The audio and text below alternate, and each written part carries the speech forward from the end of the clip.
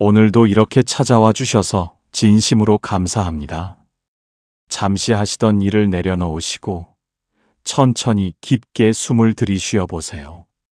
숨을 내쉬면서 오늘 하루 쌓인 것들을 조금 내보내십시오. 그렇게 잠깐이라도 마음을 쉬게 해드리고 싶어서 오늘도 이 자리에 왔습니다. 오늘 이 영상을 클릭하셨다면 분명 지금 마음속에 무언가를 간절히 바라고 계신 것이 있으실 겁니다. 자식 걱정, 건강 걱정, 돈 걱정, 아니면 이유를 딱히 설명하기 어렵지만 왠지 요즘 따라 마음이 무겁고 삶이 제자리 걸음인 것 같은 그 느낌. 혹시 이런 생각을 해보신 적이 있으신가요? 절에도 갔다 오고 기도도 했고 법당에서 두 손 모아 정성껏 빌었는데 왜 달라지는 것이 없을까? 왜 내 삶은 이 모양일까? 내가 부족한 것인가? 아니면 부처님이 내 기도를 듣지 않으시는 것인가? 그 마음 정말 충분히 이해합니다. 그리고 오늘 그 답을 드리려고 합니다. 사실 많은 분들이 절에 가십니다. 특히 춘분처럼 하늘의 기운이 크게 전환되는 날에는 더욱 그렇습니다.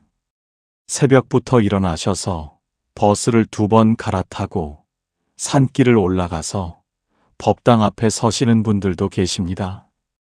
그 정성과 발걸음이 얼마나 귀한 것인지 부처님께서 분명히 알고 계십니다. 그런데 문제는 따로 있습니다.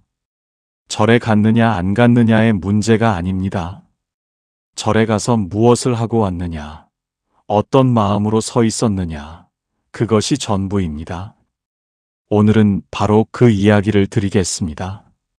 춘분의 절에서 반드시 해야 할 5가지, 대부분의 분들이 모르고 계신 것들입니다. 아니, 알고는 계시지만 막상 절 앞에 서면 잊어버리고 마는 것들입니다. 오늘 이 5가지를 제대로 마음에 새기고 가시면 올해 춘분은 정말 달라질 것입니다. 본격적인 이야기를 시작하기 전에 잠깐 말씀드리겠습니다. 이 영상이 도움이 되셨다면 구독과 좋아요 버튼을 눌러주시고 알림 설정까지 해주시면 새로운 영상이 올라올 때마다 바로 받아보실 수 있습니다. 혼자 보시기에 아깝다 싶으신 분들은 가까운 분들께 공유해 주세요. 이 인연이 복이 되어 돌아올 것입니다. 그럼 이제 본격적으로 춘분의 절에서 반드시 해야 할 5가지를 함께 살펴보겠습니다. 먼저 춘분이 어떤 날인지부터 짧게 말씀드리겠습니다. 춘분은 낮과 밤의 길이가 정확히 같아지는 날입니다. 봄의 기운이 본격적으로 땅 위로 올라오기 시작하는 날이기도 합니다. 불교에서는 이 시기를 매우 중요하게 봅니다. 겨울 동안 가라앉아 있던 기운이 움직이기 시작하고 막혀 있던 흐름이 열리는 시점이기 때문입니다. 오래된 것은 녹아내리고 새로운 것이 들어올 준비를 하는 때입니다. 그래서 이 시기에 마음을 어떻게 쓰느냐가 이후 한 해의 흐름을 결정짓는데 매우 큰 영향을 미칩니다. 법구경에는 이런 말씀이 있습니다. 마음이 모든 것의 근본이다. 마음으로 말하고 마음으로 행하며 마음이 탁하면 고통이 따라오고 마음이 맑으면 복이 따라온다. 그림자가 몸을 따라다니듯이 이 말씀을 춘분에 적용해 보겠습니다. 춘분의 기운은 분명히 움직이고 있습니다. 하늘의 문이 열립니다. 그런데 그 열린 문으로 무엇이 들어오느냐는 전적으로 여러분의 마음이 결정합니다. 맑은 마음으로 준비된 사람에게는 복의 기운이 들어오고 탁한 마음으로 소원만 들고 간 사람에게는 그 탁한 기운이 오히려 더 단단해집니다. 절에 간다는 것이 그래서 그냥 몸이 가는 것이 아닙니다. 마음이 가는 것입니다. 마음이 어떤 상태로 가느냐가 전부입니다. 그렇다면 어떤 마음으로 가야 하는가? 춘분날 절에서 반드시 해야 할 첫 번째는 바로 이것입니다. 빌기 전에 먼저 내려놓으십시오. 이것이 첫 번째입니다. 그리고 이것이 가장 중요합니다. 대부분의 분들이 절에 들어서자마자 무엇을 하십니까? 법당 문을 열고 부처님 앞에 무릎을 꿇고 두 손을 모으자마자 소원을 말하기 시작합니다. 우리 아들 취직시켜 주세요. 우리 딸 좋은 곳에 시집가게 해주세요. 남편 건강하게 해주세요. 돈 좀 들어오게 해주세요. 이 집에 좋은 일이 생기게 해주세요. 그 마음이 나쁘다는 것이 아닙니다. 그 간절함이 잘못됐다는 것도 아닙니다. 사랑하는 사람들을 위해 두 손 모아 비는 그 마음은 그 자체로 아름답고 귀합니다. 그런데 여기에 결정적인 문제가 있습니다. 그릇이 꽉 차 있으면 아무리 좋은 것을 부어도 들어오지 않습니다. 생각해 보세요. 지금 여러분의 마음 속에는 무엇이 들어 있습니까? 저 사람에 대한 미움, 내가 당한 억울함, 내 뜻대로 안 되는 것에 대한 원망, 이래야 한다, 저래야 한다, 내가 옳고 저 사람이 틀렸다는 집착, 걱정, 두려움, 불안, 이런 것들이 마음속에 빽빽하게 들어차 있는데 그 위에 복을 부어봤자 어디로 들어가겠습니까? 넘쳐 흘러버릴 뿐입니다. 자아함경에 이런 구절이 있습니다. 욕심을 품고 부처님 앞에 서는 자는 부처님을 만나지 못하느니라. 마음을 비우고 서는 자라야 비로소 부처님의 눈과 마주치느니라. 얼마나 무서운 말씀입니까? 욕심을 품고 부처님 앞에 서면 부처님을 만나지 못한다고 하셨습니다. 몸은 법당에 있어도 마음은 여전히 욕심이라는 감옥 속에 갇혀 있으면 그 기도는 허공으로 흩어져 버립니다. 그러면 어떻게 해야 하는가? 절에 들어가기 전에 아니면 법당 앞 계단에 서는 그 순간에 먼저 이렇게 마음속으로 말씀해 보십시오. 오늘은 빌러 온 것이 아닙니다. 내려놓으러 왔습니다. 그리고 하나씩 내려놓으십시오. 소리를 내지 않아도 됩니다. 법당 밖에서 서서 해도 됩니다. 눈을 감고 지금 이 순간 가장 마음에 무겁게 걸려 있는 것이 무엇인지 떠올려 보십시오. 그것이 사람에 대한 미움이라면 그 사람의 얼굴을 떠올리면서 이렇게 말하십시오. 그 사람에 대한 미움을 내려놓겠습니다. 그것이 자식에 대한 지나친 집착이라면 이렇게 말하십시오. 내 뜻대로 되어야 한다는 마음을 내려놓겠습니다. 그것이 돈에 대한 두려움이라면 이렇게 말하십시오. 없으면 어쩌나 하는 불안을 내려놓겠습니다. 이것이 기도입니다. 아니, 이것이 진짜 기도입니다. 혹시 이런 분들이 계실 수 있습니다. 아니, 스님, 빌지도 않고 내려놓기만 하면 어떻게 복이 옵니까? 뭔가 받으려면 달라고 해야 하는 것 아닌가요? 이 생각이 바로 복이 안 붙는 이유입니다. 금강경에서 부처님께서는 이렇게 말씀하셨습니다. 아무것도 구하지 않는 자에게 모든 것이 온다. 구함이 없는 것이 가장 큰 복이다. 복은 당기는 것이 아닙니다.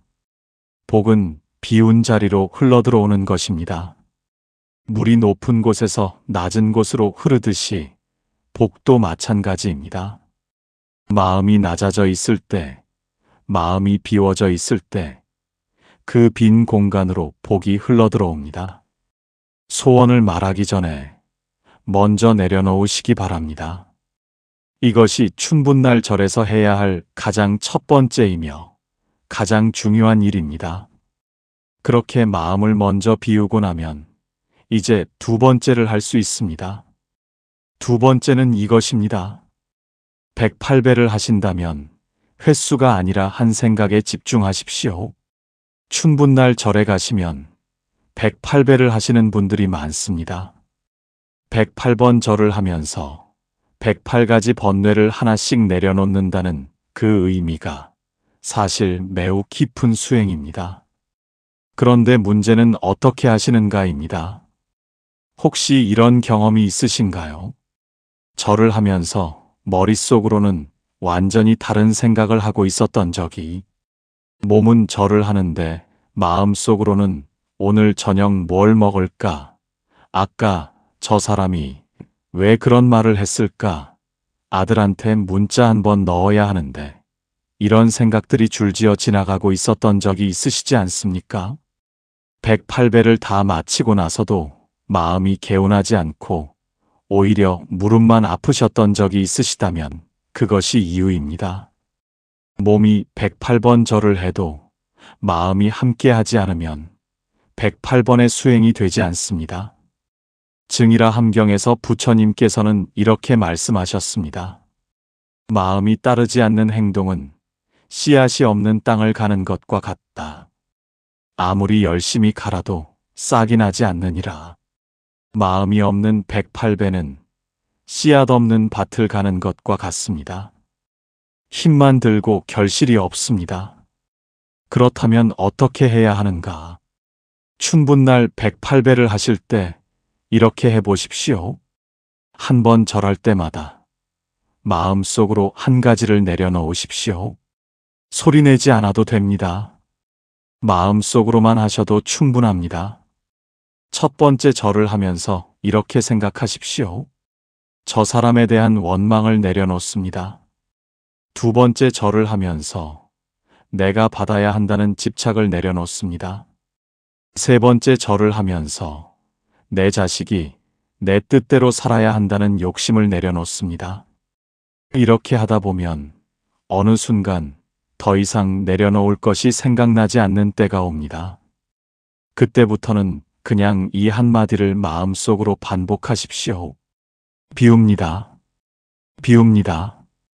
비웁니다. 그러면서 절을 계속하십시오. 처음에는 이게 낯설고 어색하실 수 있습니다. 뭔가 제대로 하고 있는 것인지 확신이 서지 않으실 수도 있습니다. 그래도 괜찮습니다. 어색함 그 자체가 이미 변화의 시작입니다. 이것이 익숙하지 않다는 것은 지금까지 해보지 않은 방식으로 마음을 쓰고 있다는 뜻이기 때문입니다. 춘분은 불교에서 업 정리의 타이밍이라고 봅니다. 겨울 동안 쌓인 것들을 봄의 기운이 녹여내는 시점입니다. 108배를 하면서 한 생각씩 내려놓는 것은 이 춘분의 기운을 가장 잘 활용하는 방법입니다. 108번을 다 하지 못하셔도 됩니다. 무릎이 아프시면 앉아서 하셔도 됩니다. 10번이라도, 5번이라도, 단 한 번이라도 진심으로 하는 그 한 번이 형식적으로 하는 100번보다 훨씬 값집니다. 횟수가 아닙니다. 마음입니다. 세 번째는 많은 분들이 특히 놓치시는 부분입니다. 세 번째, 법당에 들어서면 가장 먼저 돌아가신 인연들을 챙기십시오. 이 말씀이 처음에는 조금 낯설게 들리실 수도 있습니다. 내가 절에 온 것은 내 복을 위해서, 내 가족을 위해서인데 왜 돌아가신 분들을 먼저 챙겨야 하는가? 나도 힘든데 먼저 간 분들까지 챙겨야 하는가? 그런데 바로 이 생각이 복의 흐름을 끊어버리는 생각입니다. 불교에서는 현재의 내 복이 어디에서 오는가를 매우 중요하게 봅니다. 내가 지금 이렇게 건강하게 살아있고, 이렇게 밥을 먹고, 이렇게 절에 올 수 있다는 것 자체가 이미 과거의 인연으로부터 이어져 온 복입니다. 부모님이 나를 낳아주셨고, 조부모님이 이 가문을 이어왔고, 오래전에 먼저 가신 조상님들의 공덕이 지금 내게 흘러오고 있습니다. 그 흐름을 외면한 채 내 소원만 들고 부처님 앞에 서는 것은 뿌리를 무시한 채 열매만 달라고 하는 것과 같습니다. 부모운 중경에 이런 말씀이 있습니다. 부모의 은혜는 하늘과 같고 조상의 공덕은 땅과 같다. 하늘과 땅을 외면하고 복을 바라는 것은 허공에 씨앗을 심는 것과 같느니라. 춘분날 법당에 들어가시면 부처님 앞에 서시기 전에 잠깐 마음속으로 이렇게 먼저 말씀해 보십시오. 돌아가신 부모님, 이 자리에 오셔서 함께 예불 받으세요. 먼저 가신 형제, 먼저 가신 친구, 먼저 가신 인연들, 이 자리에 오세요. 오늘 여기서 받는 공덕을 여러분께 먼저 회향하겠습니다. 회향이라는 말을 들어보셨습니까? 내가 쌓은 공덕을 다른 존재들에게 돌려보내는 것입니다. 내가 절에 와서 법당에서 예불을 올리면 거기서 생기는 공덕을 먼저 돌아가신 분들께 돌려드리는 것입니다. 이것이 얼마나 강한 실천인지 아십니까? 증이라 함경에 이런 말씀이 있습니다. 다른 이를 먼저 배부르게 하는 자는 자신이 굶주린 상태에서도 복의 창고가 쌓인다. 다른 이의 목마름을 먼저 해결하는 자에게는 마르지 않는 샘이 생기느니라. 먼저 드리는 사람에게 마르지 않는 샘이 생긴다고 하셨습니다. 돌아가신 분들께 먼저 공덕을 회향하는 것이 결국 내 복의 창고를 더 두텁게 만드는 일입니다. 그리고 이것은 단순한 이치가 아닙니다.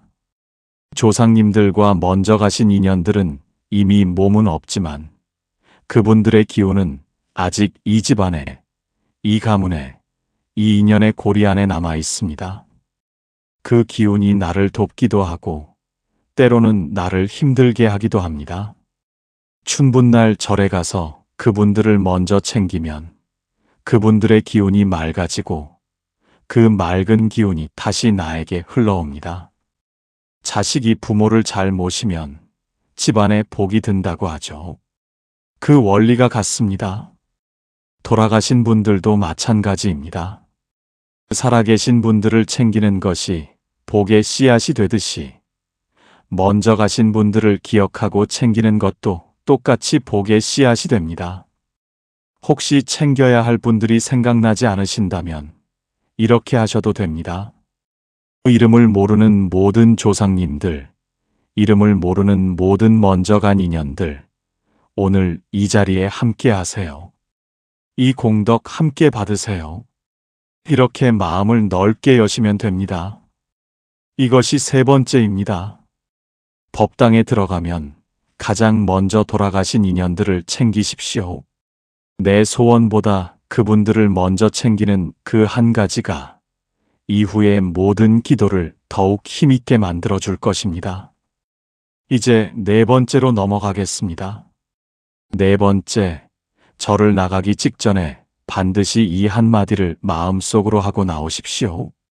탓하지 않고 살겠습니다. 이 한마디입니다. 기도를 다 마치고 절을 나서기 직전에 법당 문을 나서기 바로 그 순간에 마음속으로 이 한마디를 하십시오. 탓하지 않고 살겠습니다. 이게 왜 그렇게 중요한가? 불교에서 말하는 가장 무거운 업 중 하나가 바로 원망과 남 탓입니다. 내 삶이 잘못된 것이 저 사람 때문이야. 내가 이렇게 된 것은 내 부모 탓이야. 내 남편 탓이야. 내 자식 탓이야. 세상 탓이야. 나는 억울해.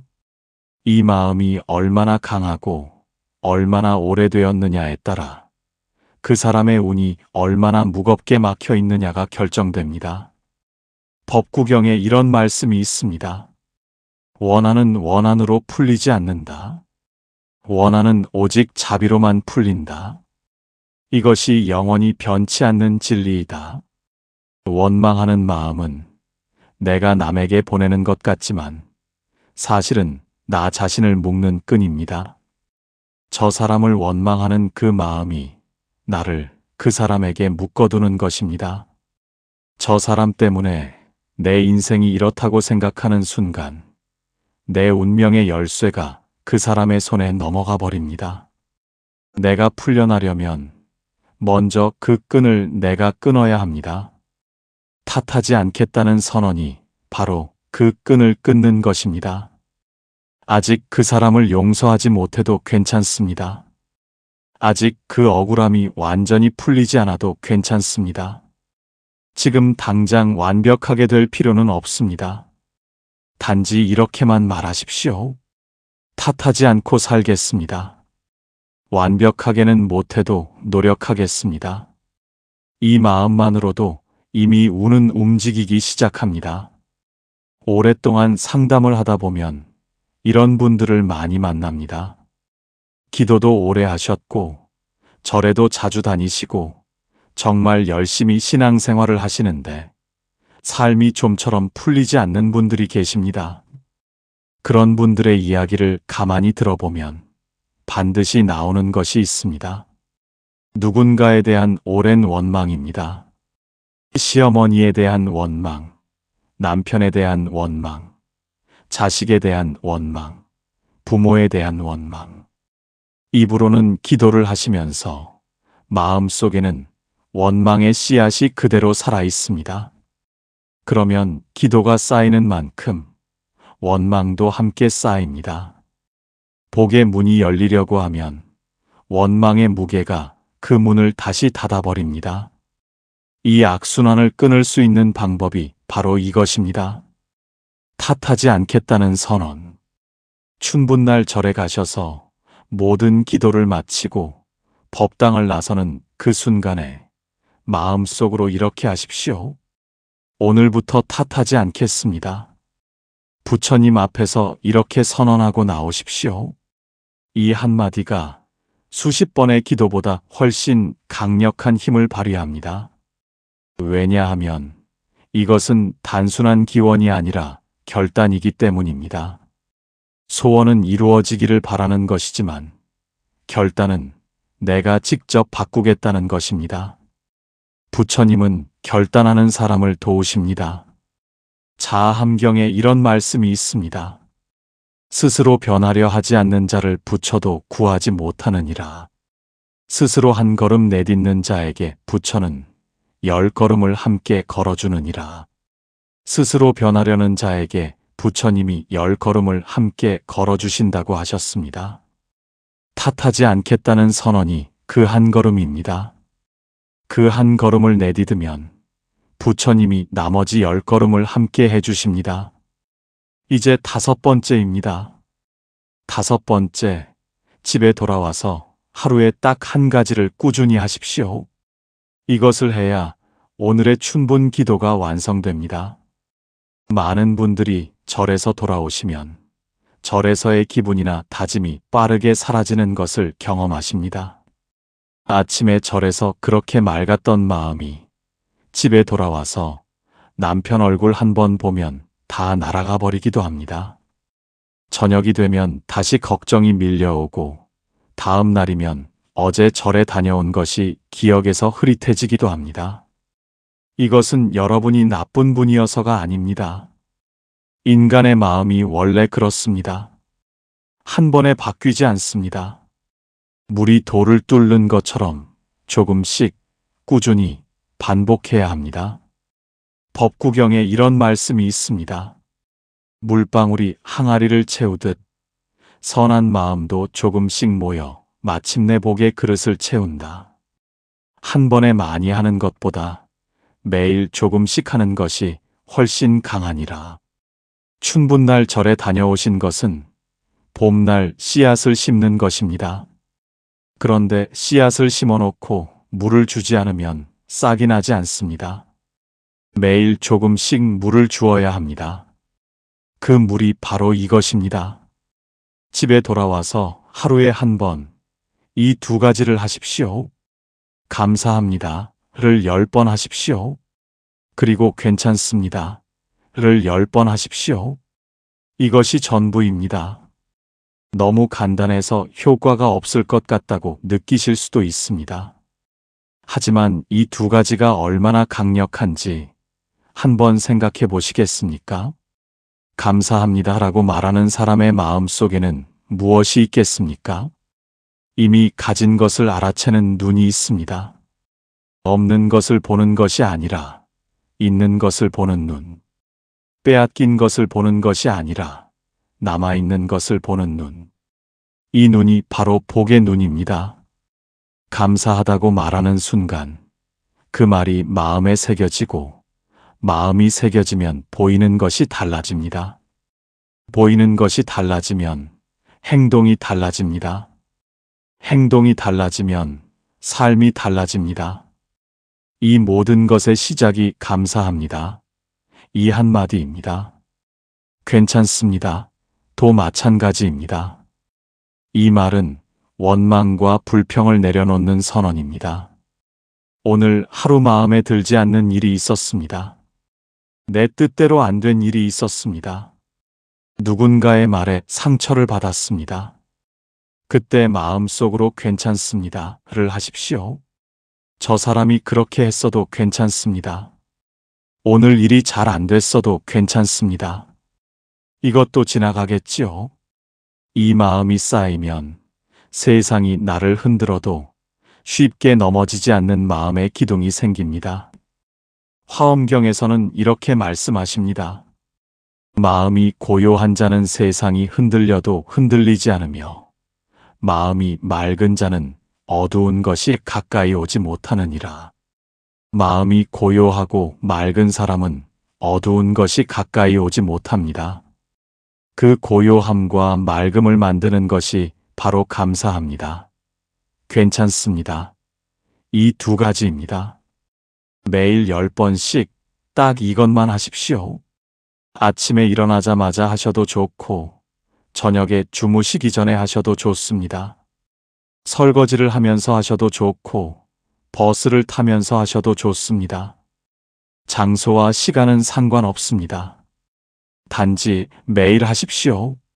처음 일주일은 변화가 없는 것 같을 겁니다. 한 달이 지나도 눈에 띄는 변화가 없는 것 같을 수 있습니다. 그래도 멈추지 마십시오. 씨앗이 땅 속에서 뿌리를 내리는 시간이 필요하듯이 이 실천도 마음 속에 뿌리를 내리는 시간이 필요합니다. 그 시간을 믿고 기다리십시오. 그러다 어느 날 문득 깨닫게 될 것입니다. 예전에는 금방 화가 났던 일에 이제는 조금 더 여유가 생겼다는 것을, 예전에는 걱정이 밀려오면 밤새 잠을 못 잤는데 이제는 그래도 괜찮다는 생각이 든다는 것을, 예전에는 보이지 않던 작은 감사함들이 이제는 하루에도 몇 번씩 눈에 띈다는 것을, 그 변화가 시작되는 날 여러분의 운도 함께 움직이기 시작합니다. 이제 오늘의 이야기를 정리해 드리겠습니다. 춘분날 절에서 반드시 해야 할 5가지를 다시 한번 새겨보시겠습니까? 첫째, 빌기 전에 먼저 내려놓으십시오. 미움, 집착, 두려움, 원망. 이것들을 먼저 내려놓아야 복이 들어올 자리가 생깁니다. 소원보다 내려놓음이 먼저입니다. 둘째, 108배를 하신다면 횟수가 아니라 한 생각에 집중하십시오. 한 번 절할 때마다 하나씩 내려놓으십시오. 형식적인 수백 번보다 진심 어린 한 번이 훨씬 값집니다. 셋째, 법당에 들어가면 가장 먼저 돌아가신 인연들을 챙기십시오. 부모님, 먼저 간 가족들, 먼저 간 인연들에게 오늘 쌓은 공덕을 먼저 회향하십시오. 그것이 오히려 나의 복을 두텁게 만듭니다. 넷째, 절을 나서는 그 순간 마음속으로 탓하지 않고 살겠습니다.를 선언하십시오. 이 한마디가 오랫동안 쌓인 원망의 끈을 끊어내고 막혔던 운을 움직이게 합니다. 다섯째, 집에 돌아와서 매일 감사합니다. 10번, 괜찮습니다. 10번을 하십시오. 절에서 심은 씨앗에 매일 물을 주는 것이 이것입니다. 이것을 꾸준히 해야 춘분의 기도가 진짜로 완성됩니다. 춘분날 절에 가서 소원만 빌고 나오면 아무것도 달라지지 않습니다. 그 마음은 충분히 이해합니다. 하지만 오늘 말씀드린 5가지 중 단 한 가지만이라도 진심으로 실천하고 나오시면 이미 운은 바뀌기 시작한 것입니다. 복은 멀리 있지 않습니다. 절에서 빌어서 오는 것이 아닙니다. 마음을 비우고 남을 먼저 챙기고 탓하지 않겠다고 결단하고 매일 조금씩 감사하는 그 자리에서 복은 자연스럽게 피어납니다. 물이 낮은 곳으로 흐르듯이 복은 낮아진 마음, 비워진 마음, 맑아진 마음으로 흘러옵니다. 오늘 이 영상을 보고 계신 여러분 모두 이번 춘분이 진짜 전환점이 되시기를 진심으로 빕니다. 겨울 동안 무겁게 쌓였던 것들이 봄의 기운 속에 녹아내리고 그 자리에 새로운 복의 기운이 가득 흘러들어오시기를, 아직 풀리지 않은 걱정들이 하나씩 풀려가기 시작하시기를, 그리고 그 변화가 눈에 보이기 시작할 때 부처님의 가르침이 얼마나 정확하고 깊은 것인지를 온몸으로 느끼시기를 바랍니다. 이 영상이 도움이 되셨다면 구독과 좋아요 버튼을 눌러주시고 댓글에 관세음보살이라고 써주십시오. 그 한마디가 여러분의 마음을 더욱 맑게 해줄 것입니다. 혼자 보시기에 아깝다 싶으신 분들은 가까운 분들께 공유해 주십시오. 좋은 것을 나누는 그 마음이 이미 복의 씨앗입니다. 오늘도 이 자리까지 함께 해주신 여러분, 진심으로 감사드립니다. 이 봄, 여러분의 삶에 새로운 기운이 가득 들어오시기를 두 손 모아 발언합니다. 모든 근심 걱정을 봄바람에 실어보내시고 가벼운 마음으로 새 계절을 맞이하십시오. 나무석가모니불, 나무석가모니불, 나무석가모니불. 오늘도 이렇게 찾아와 주셔서 진심으로 감사합니다. 잠시 하시던 일을 내려놓으시고 천천히 깊게 숨을 들이쉬어 보세요. 숨을 내쉬면서 오늘 하루 쌓인 것들을 조금 내보내십시오.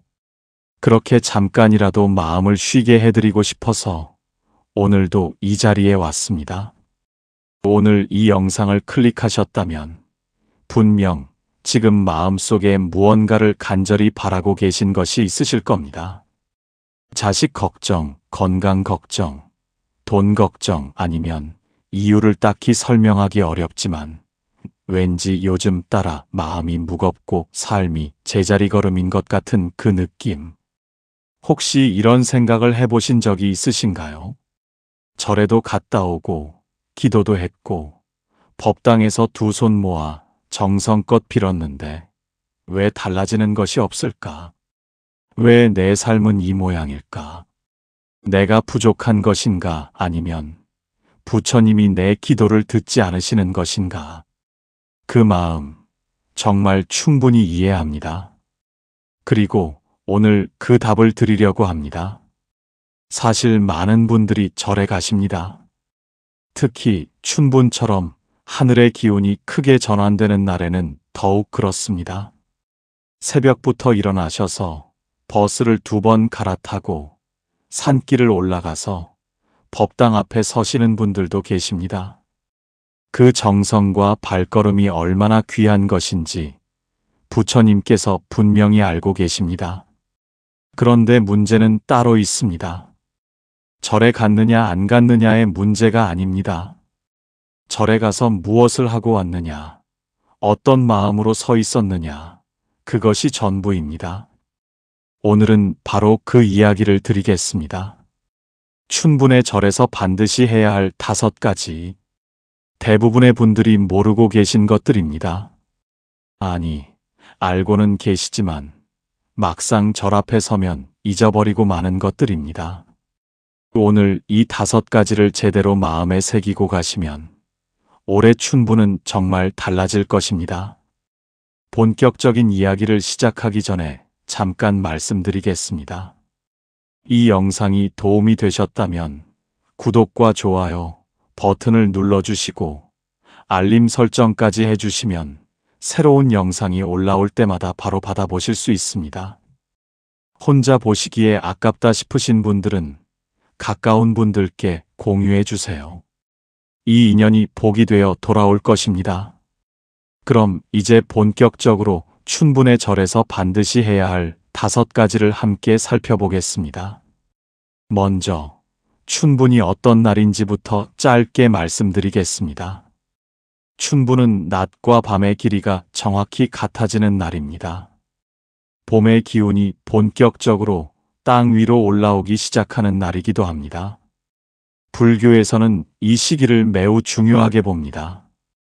겨울 동안 가라앉아 있던 기운이 움직이기 시작하고 막혀 있던 흐름이 열리는 시점이기 때문입니다. 오래된 것은 녹아내리고 새로운 것이 들어올 준비를 하는 때입니다. 그래서 이 시기에 마음을 어떻게 쓰느냐가 이후 한 해의 흐름을 결정짓는데 매우 큰 영향을 미칩니다. 법구경에는 이런 말씀이 있습니다. 마음이 모든 것의 근본이다. 마음으로 말하고 마음으로 행하며 마음이 탁하면 고통이 따라오고 마음이 맑으면 복이 따라온다. 그림자가 몸을 따라다니듯이 이 말씀을 춘분에 적용해 보겠습니다. 춘분의 기운은 분명히 움직이고 있습니다. 하늘의 문이 열립니다. 그런데 그 열린 문으로 무엇이 들어오느냐는 전적으로 여러분의 마음이 결정합니다. 맑은 마음으로 준비된 사람에게는 복의 기운이 들어오고 탁한 마음으로 소원만 들고 간 사람에게는 그 탁한 기운이 오히려 더 단단해집니다. 절에 간다는 것이 그래서 그냥 몸이 가는 것이 아닙니다. 마음이 가는 것입니다. 마음이 어떤 상태로 가느냐가 전부입니다. 그렇다면 어떤 마음으로 가야 하는가? 춘분날 절에서 반드시 해야 할 첫 번째는 바로 이것입니다. 빌기 전에 먼저 내려놓으십시오. 이것이 첫 번째입니다. 그리고 이것이 가장 중요합니다. 대부분의 분들이 절에 들어서자마자 무엇을 하십니까? 법당 문을 열고 부처님 앞에 무릎을 꿇고 두 손을 모으자마자 소원을 말하기 시작합니다. 우리 아들 취직시켜 주세요. 우리 딸 좋은 곳에 시집가게 해주세요. 남편 건강하게 해주세요. 돈 좀 들어오게 해주세요. 이 집에 좋은 일이 생기게 해주세요. 그 마음이 나쁘다는 것이 아닙니다. 그 간절함이 잘못됐다는 것도 아닙니다. 사랑하는 사람들을 위해 두 손 모아 비는 그 마음은 그 자체로 아름답고 귀합니다. 그런데 여기에 결정적인 문제가 있습니다. 그릇이 꽉 차 있으면 아무리 좋은 것을 부어도 들어오지 않습니다. 생각해 보세요. 지금 여러분의 마음 속에는 무엇이 들어 있습니까? 저 사람에 대한 미움, 내가 당한 억울함, 내 뜻대로 안 되는 것에 대한 원망, 이래야 한다, 저래야 한다, 내가 옳고 저 사람이 틀렸다는 집착, 걱정, 두려움, 불안, 이런 것들이 마음속에 빽빽하게 들어차 있는데 그 위에 복을 부어봤자 어디로 들어가겠습니까? 넘쳐 흘러버릴 뿐입니다. 자함경에 이런 구절이 있습니다. 욕심을 품고 부처님 앞에 서는 자는 부처님을 만나지 못하느니라. 마음을 비우고 서는 자라야 비로소 부처님의 눈과 마주치느니라. 얼마나 무서운 말씀입니까? 욕심을 품고 부처님 앞에 서면 부처님을 만나지 못한다고 하셨습니다. 몸은 법당에 있어도 마음은 여전히 욕심이라는 감옥 속에 갇혀 있으면 그 기도는 허공으로 흩어져 버립니다. 그러면 어떻게 해야 하는가? 절에 들어가기 전에 아니면 법당 앞 계단에 서는 그 순간에 먼저 이렇게 마음속으로 말씀해 보십시오. 오늘은 빌러온 것이 아닙니다. 내려놓으러 왔습니다. 그리고 하나씩 내려놓으십시오. 소리를 내지 않아도 됩니다. 법당 밖에서 서서 해도 됩니다. 눈을 감고 지금 이 순간 가장 마음에 무겁게 걸려 있는 것이 무엇인지 떠올려 보십시오. 그것이 사람에 대한 미움이라면 그 사람의 얼굴을 떠올리면서 이렇게 말하십시오. 그 사람에 대한 미움을 내려놓겠습니다. 그것이 자식에 대한 지나친 집착이라면 이렇게 말하십시오. 내 뜻대로 되어야 한다는 마음을 내려놓겠습니다. 그것이 돈에 대한 두려움이라면 이렇게 말하십시오. 없으면 어쩌나 하는 불안을 내려놓겠습니다. 이것이 기도입니다. 아니, 이것이 진짜 기도입니다. 혹시 이런 분들이 계실 수 있습니다. 아니, 스님. 빌지도 않고 내려놓기만 하면 어떻게 복이 옵니까? 뭔가 받으려면 달라고 해야 하는 것 아닌가요? 이 생각이 바로 복이 안 붙는 이유입니다. 금강경에서 부처님께서는 이렇게 말씀하셨습니다. 아무것도 구하지 않는 자에게 모든 것이 온다. 구함이 없는 것이 가장 큰 복이다. 복은 당기는 것이 아닙니다. 복은 비운 자리로 흘러들어오는 것입니다. 물이 높은 곳에서 낮은 곳으로 흐르듯이 복도 마찬가지입니다. 마음이 낮아져 있을 때, 마음이 비워져 있을 때, 그 빈 공간으로 복이 흘러들어옵니다. 소원을 말하기 전에 먼저 내려놓으시기 바랍니다. 이것이 춘분날 절에서 해야 할 가장 첫 번째이며 가장 중요한 일입니다. 그렇게 마음을 먼저 비우고 나면 이제 두 번째를 할 수 있습니다. 두 번째는 이것입니다. 108배를 하신다면 횟수가 아니라 한 생각에 집중하십시오. 춘분날 절에 가시면 108배를 하시는 분들이 많습니다. 108번 절을 하면서 108가지 번뇌를 하나씩 내려놓는다는 그 의미가 사실 매우 깊은 수행입니다. 그런데 문제는 어떻게 하시는가입니다. 혹시 이런 경험이 있으신가요? 절을 하면서 머릿속으로는 완전히 다른 생각을 하고 있었던 적이, 몸은 절을 하는데 마음속으로는 오늘 저녁 뭘 먹을까? 아까 저 사람이 왜 그런 말을 했을까? 아들한테 문자 한번 넣어야 하는데, 이런 생각들이 줄지어 지나가고 있었던 적이 있으시지 않습니까? 108배를 다 마치고 나서도 마음이 개운하지 않고 오히려 무릎만 아프셨던 적이 있으시다면 그것이 이유입니다. 몸이 108번 절을 해도 마음이 함께하지 않으면 108번의 수행이 되지 않습니다. 증이라 함경에서 부처님께서는 이렇게 말씀하셨습니다. 마음이 따르지 않는 행동은 씨앗이 없는 땅을 가는 것과 같다. 아무리 열심히 갈아도 싹이 나지 않느니라. 마음이 없는 108배는 씨앗 없는 밭을 가는 것과 같습니다.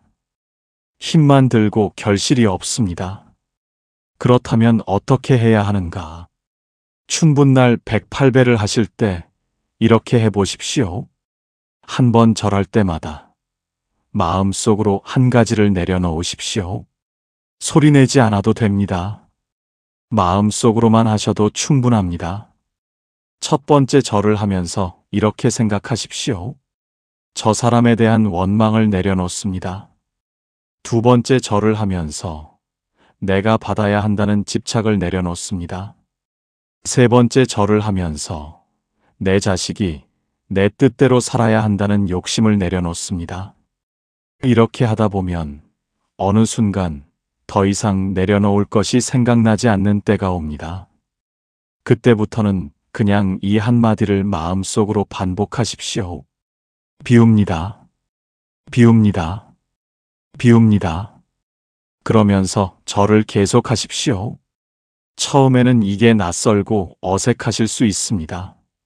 뭔가 제대로 하고 있는 것인지 확신이 서지 않으실 수도 있습니다. 그래도 괜찮습니다. 어색함 그 자체가 이미 변화의 시작입니다. 이것이 익숙하지 않다는 것은 지금까지 해보지 않은 방식으로 마음을 쓰고 있다는 뜻이기 때문입니다.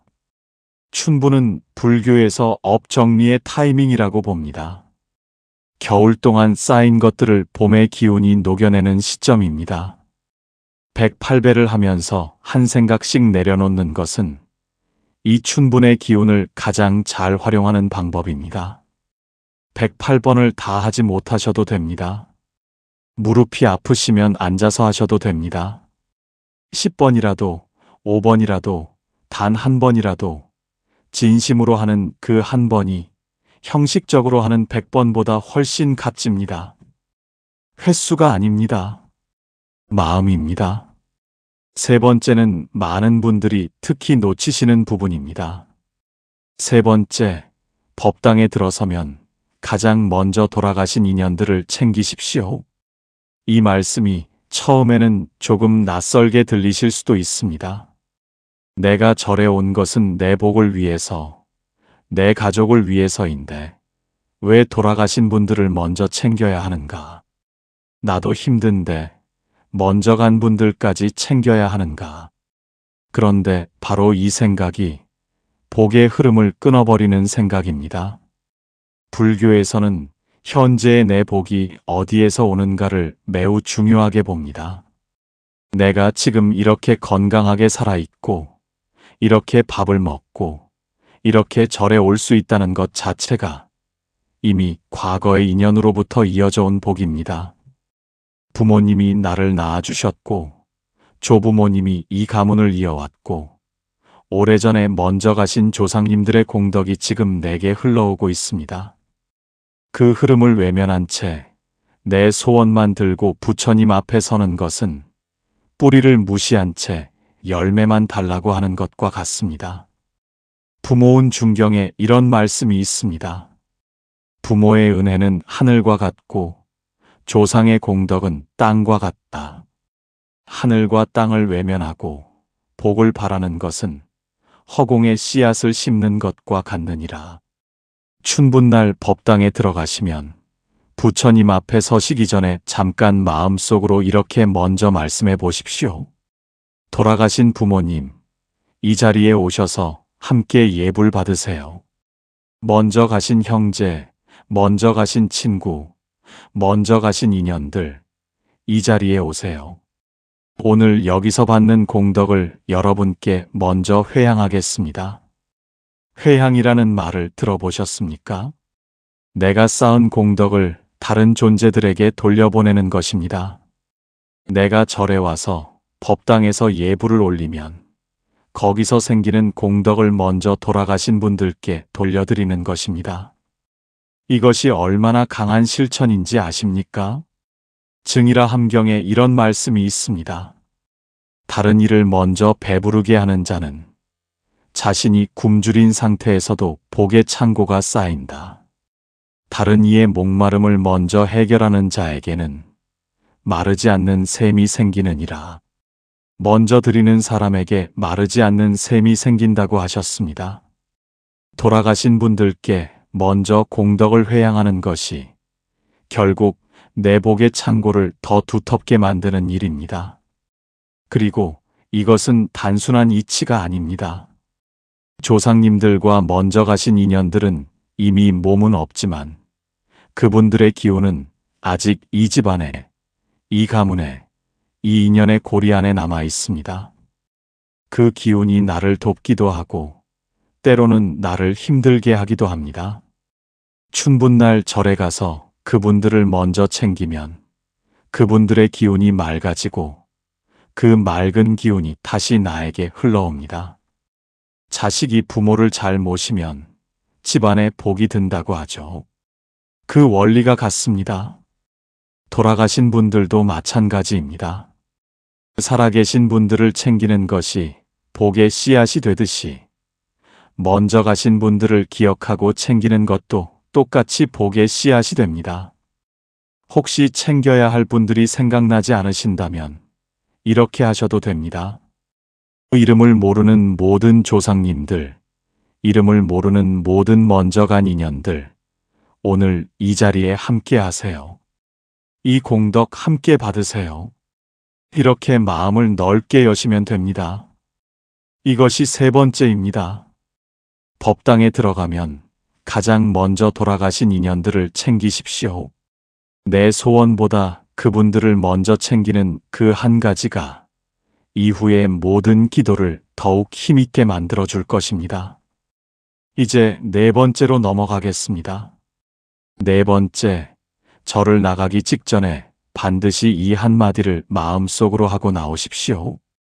탓하지 않고 살겠습니다. 이 한마디입니다. 기도를 다 마치고 절을 나서기 직전에 법당 문을 나서기 바로 그 순간에 마음속으로 이 한마디를 하십시오. 탓하지 않고 살겠습니다. 이게 왜 그렇게 중요한가? 불교에서 말하는 가장 무거운 업 중 하나가 바로 원망과 남 탓입니다.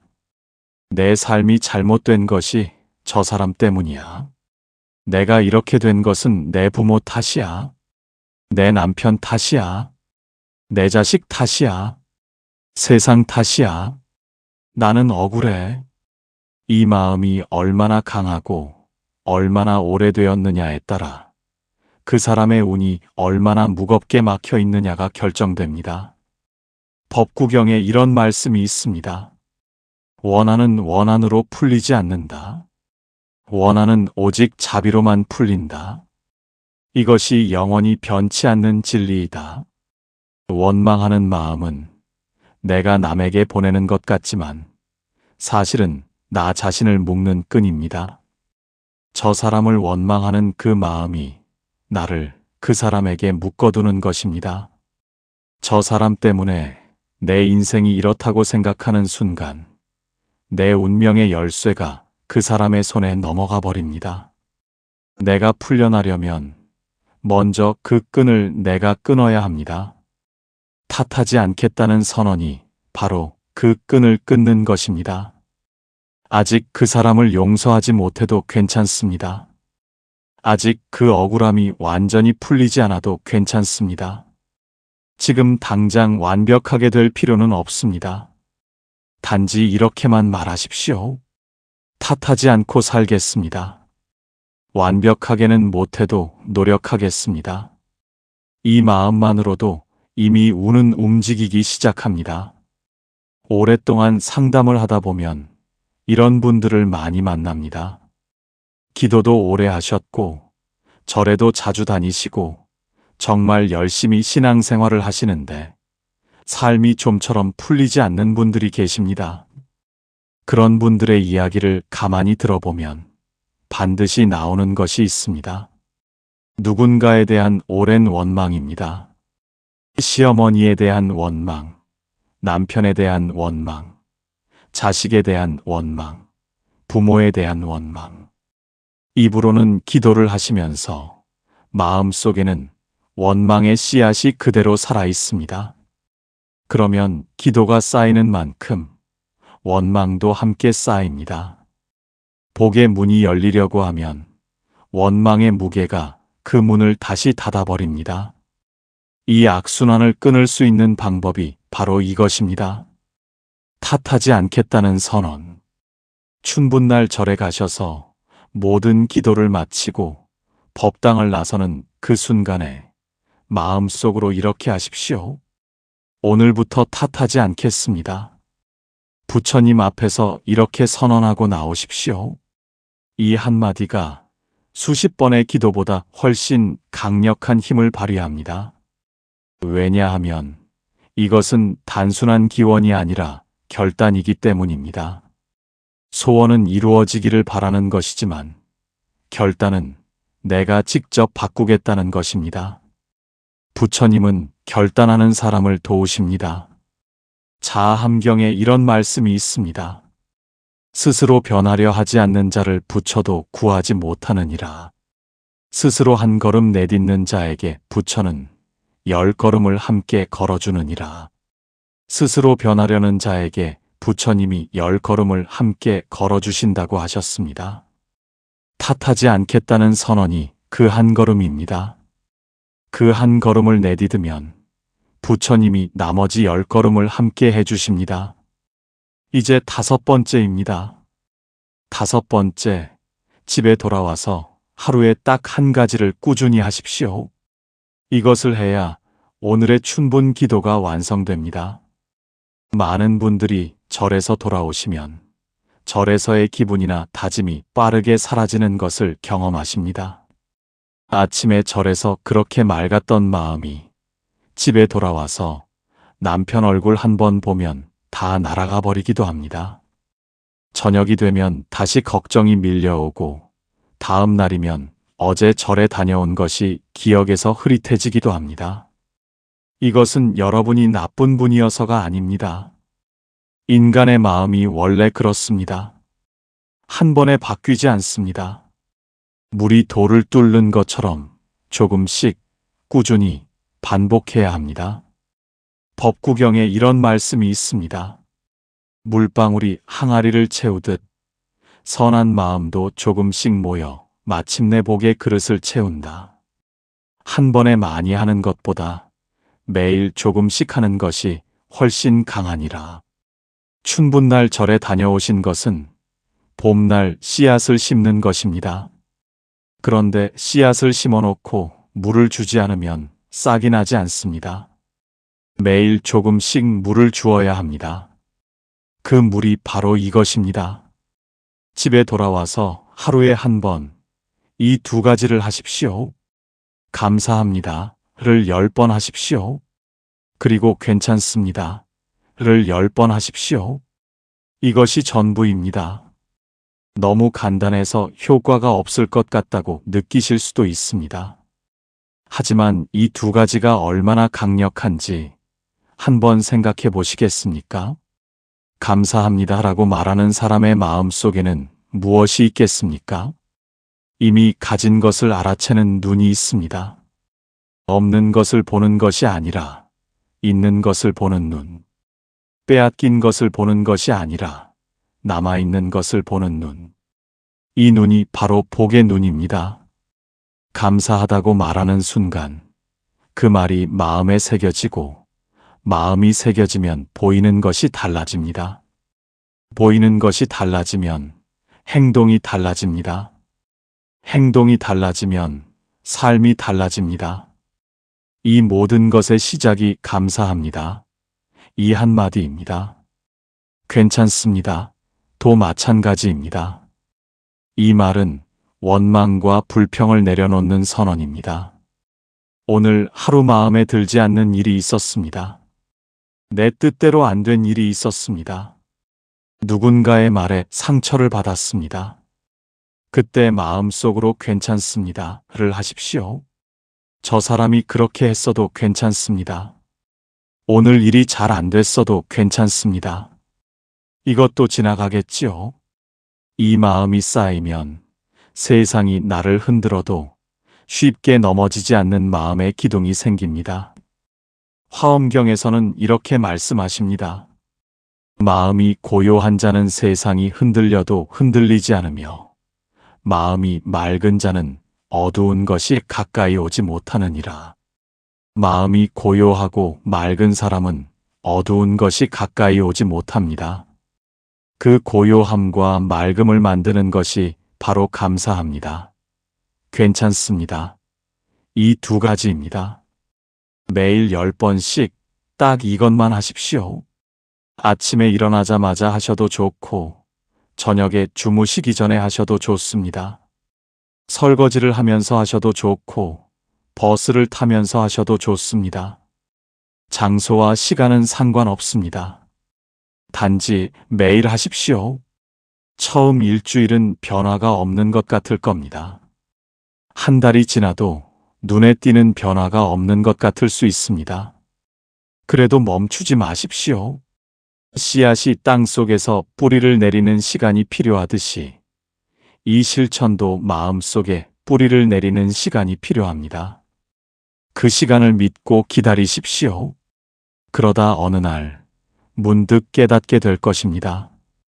예전에는 금방 화가 났던 일에 이제는 조금 더 여유가 생겼다는 것을, 예전에는 걱정이 밀려오면 밤새 잠을 못 잤는데 이제는 그래도 괜찮다는 생각이 든다는 것을, 예전에는 보이지 않던 작은 감사함들이 이제는 하루에도 몇 번씩 눈에 띈다는 것을, 그 변화가 시작되는 날 여러분의 운도 함께 움직이기 시작합니다. 이제 오늘의 이야기를 정리해 드리겠습니다. 춘분날 절에서 반드시 해야 할 5가지를 다시 한번 새겨보시겠습니까? 첫째, 빌기 전에 먼저 내려놓으십시오. 미움, 집착, 두려움, 원망.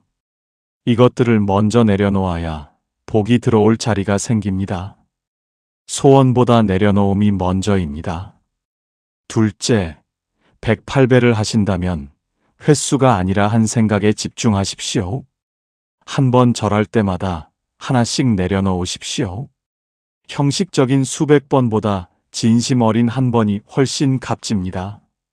셋째, 법당에 들어가면 가장 먼저 돌아가신 인연들을 챙기십시오. 부모님, 먼저 간 가족들, 먼저 간 인연들에게 오늘 쌓은 공덕을 먼저 회향하십시오. 그것이 오히려 나의 복을 두텁게 만듭니다. 넷째, 절을 나서는 그 순간 마음속으로 탓하지 않고 살겠습니다.를 선언하십시오. 이 한마디가 오랫동안 쌓인 원망의 끈을 끊어내고 막혔던 운을 움직이게 합니다. 다섯째, 집에 돌아와서 매일 감사합니다. 10번, 괜찮습니다. 10번을 하십시오. 절에서 심은 씨앗에 매일 물을 주는 것이 이것입니다.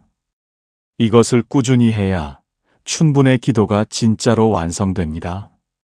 춘분날 절에 가서 소원만 빌고 나오면 아무것도 달라지지 않습니다. 그 마음은 충분히 이해합니다. 하지만 오늘 말씀드린 5가지 중 단 한 가지만이라도 진심으로 실천하고 나오시면 이미 운은 바뀌기 시작한 것입니다. 복은 멀리 있지 않습니다. 절에서 빌어서 오는 것이 아닙니다.